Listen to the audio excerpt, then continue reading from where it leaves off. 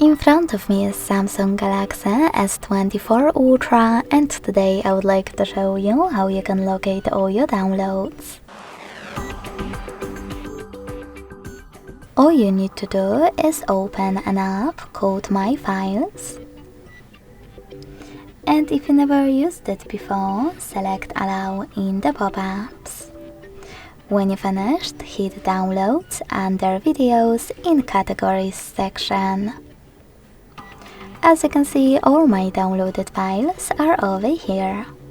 To access one, click on it, pick one of those sources, and tap on Just Once or Always.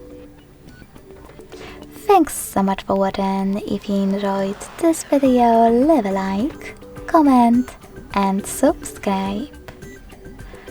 Bye!